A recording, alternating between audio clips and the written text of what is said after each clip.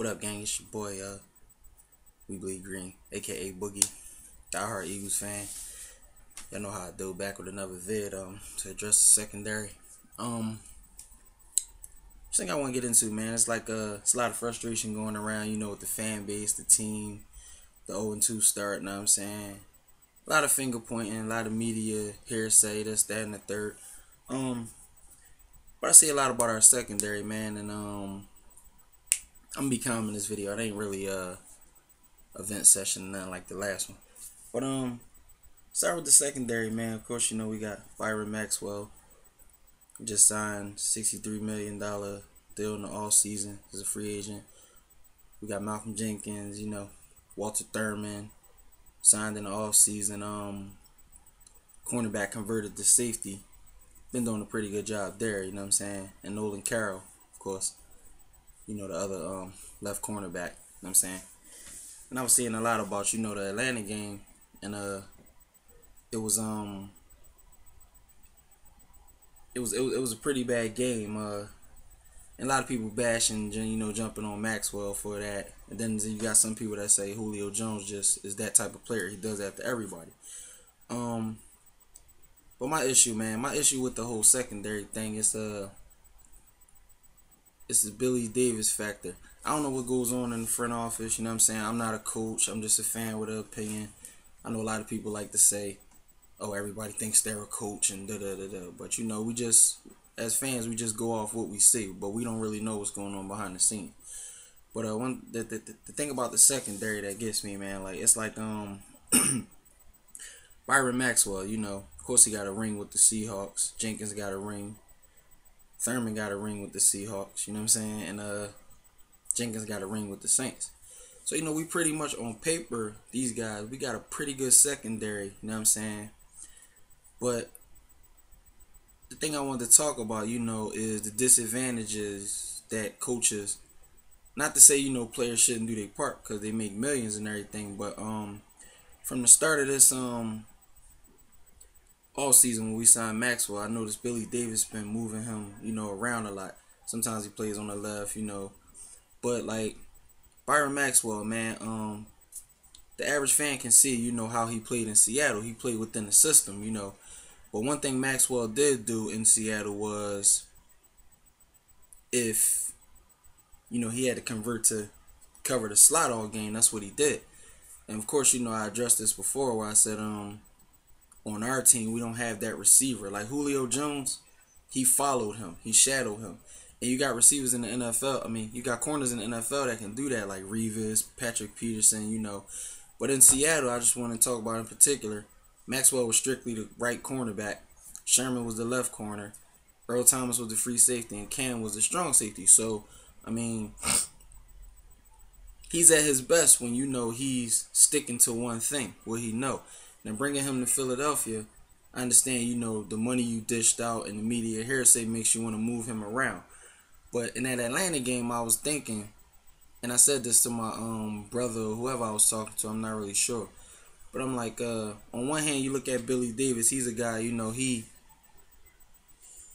trusts his players. Like, even that game, he kept Bradley Fletcher in all game on Dez on an island, and Dez just killed him. He said, I got trust in my guys, to get it together.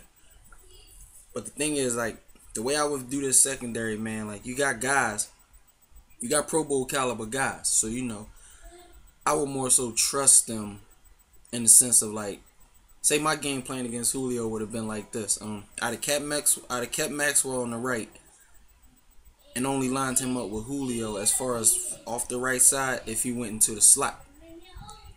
But, you have, Eric Rowe and everything, a guy we drafted, and, of course, he didn't look really too good at the cornerback position. He looked lost. But, on the flip side, you can't overwork one guy if that's not his strong point. I think Maxwell's strongest point is on the right and playing the slot corner if the receiver is the slot receiver all game. He lined up in the slot. I forgot the damn receiver name. But last year when he was with the Seahawks, he lined up in the slot all game against Jordan Matthews.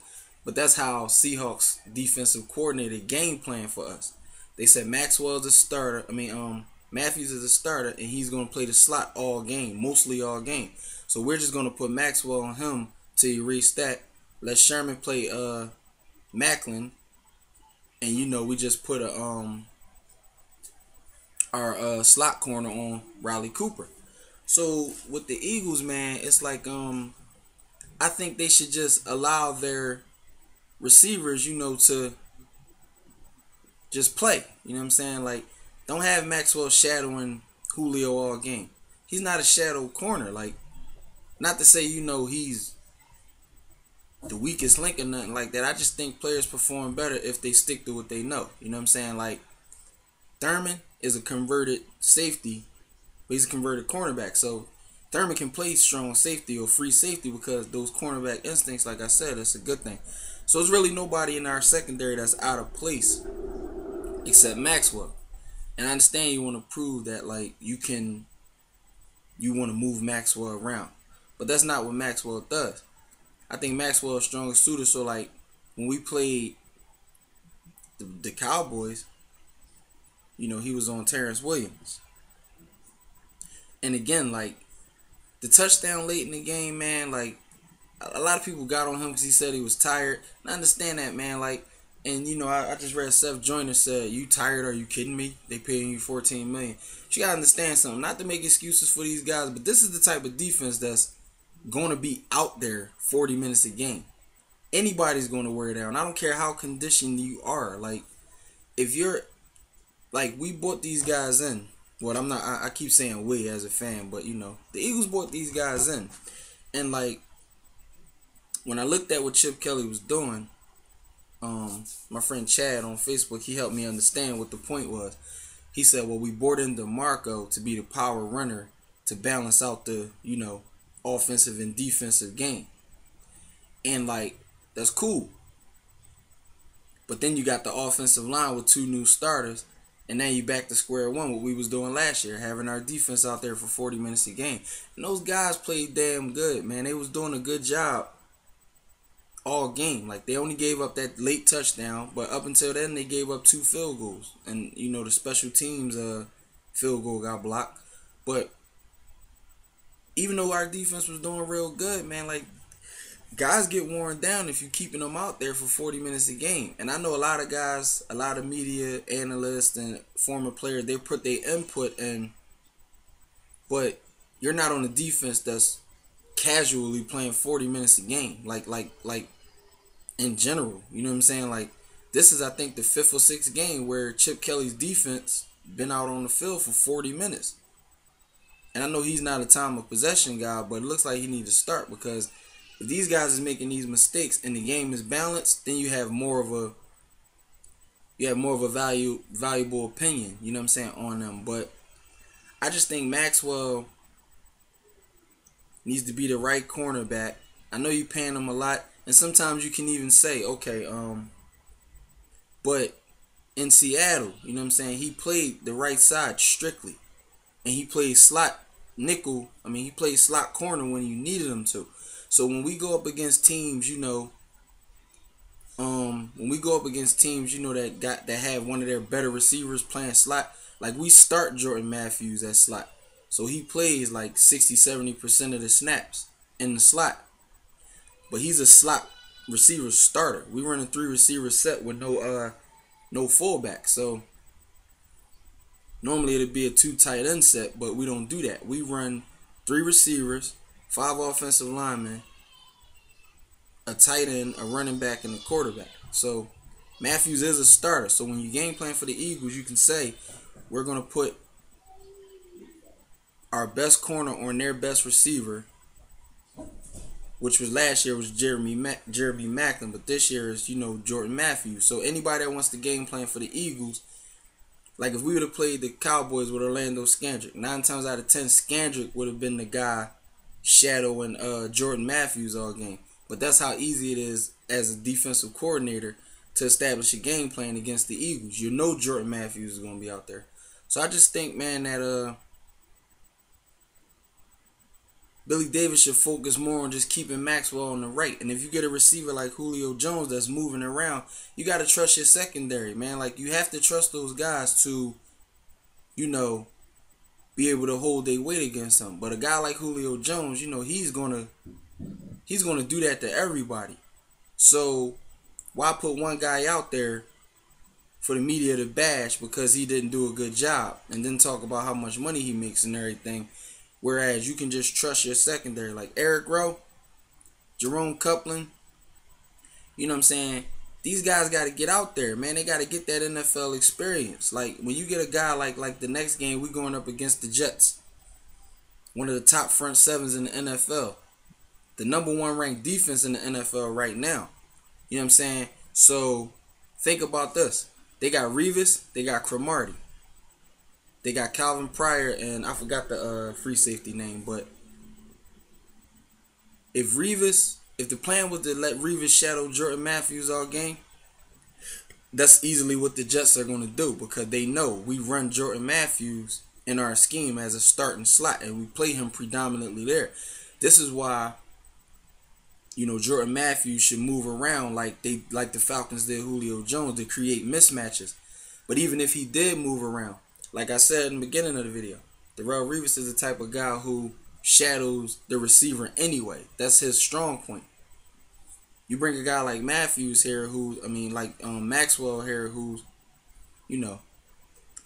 But I mean, secondary been a problem. And one thing I wanted to address was how our secondary seemed to have been a problem since B-Dog left.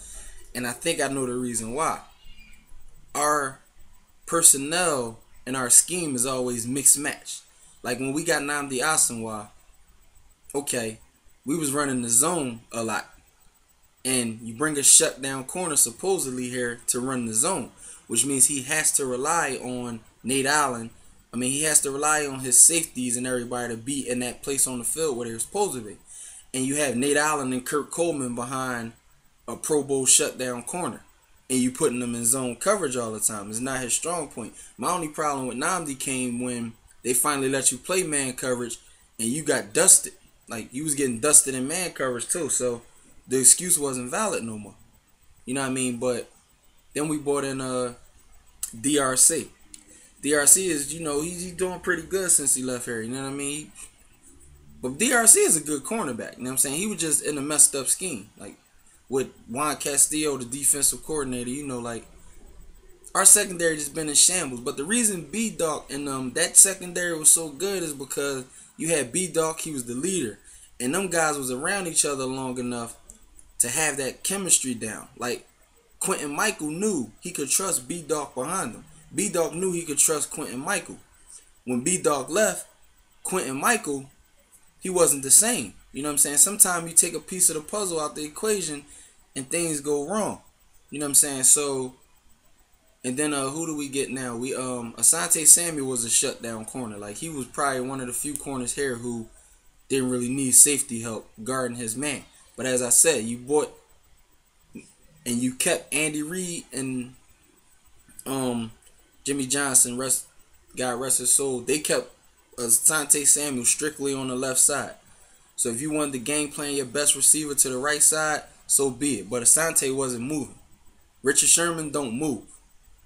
It's a lot of guys in the NFL that just don't move. They don't shadow receivers, but they're strong at their spot. So the defensive coordinator is trusting the rest of the secondary to step up. You know what I'm saying? So, I mean, that's just my take on that, man. Like, who came after Nnamdi? Cary Williams and Bradley Fletcher, with Nate Allen and Malcolm Jenkins behind them. Cary Williams and Bradley Fletcher pretty much didn't move either. But as I stated before, Nate Allen was always the weakest link in our secondary. So, I mean, he finally went to Oakland or whatever. But it's more scheme and game plan over everything. Like, but Billy Davis got to have Maxwell. Like, I understand if you switch him to the right side, or you switch him to the left side. I mean, you switch him to the left side and right. But to have him shadowing a guy all game, it's like, do you trust the rest of your secondary? I would have personally rather had Julio Jones, you know, lining up wherever and have somebody in the secondary say, okay, he's my man now, I got him. Probably would have ended up the same way because that's Julio Jones. But at the end of the day, the secondary comes together and they discuss that, and you discuss that with them, like, but to put one guy out there because of the contract you gave him, you having him doing something he's not used to. Like, everybody talks about the scheme in Seattle, and that's true. But you got 4 Pro Bowlers, like 4 Pro Bowl caliber players. But you come to Philadelphia and you get all of this